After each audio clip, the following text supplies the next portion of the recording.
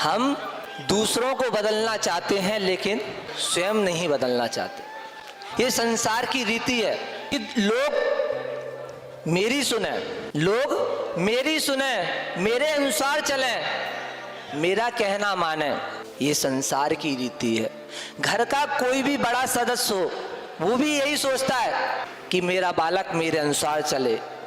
अध्यापक ये सोचता है मेरा शिष्य मेरे अनुसार चले। माँ ये सोचती है मेरा बेटा मेरे अनुसार चले।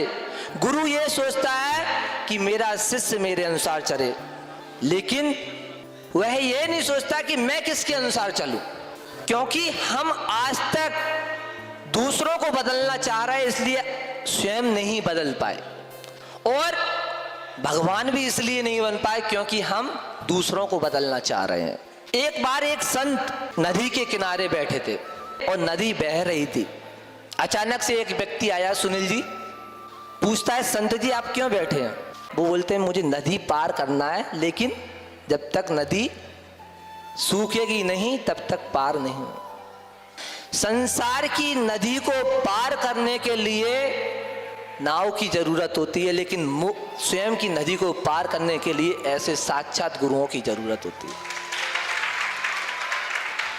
तो संत जी बैठे थे, व्यक्ति सोचने लगा कैसा व्यक्ति है, नदी पार करना है और कह रहा है सूखेगी तब पार हो।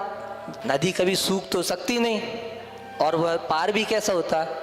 तो वो संत जी से प्रश्न करता है कि संत जी ये नदी सूखेगी नहीं और पार कैसे हो गए? बेटा यही तो बात है कि नदी सूखेगी नहीं और पार नहीं होगे। ऐसे ही हम बदलेंगे नहीं, पारामोक्ष होगा नहीं। जब तक बदलोगे नहीं तब तक कीमत भी नहीं बदलेगी।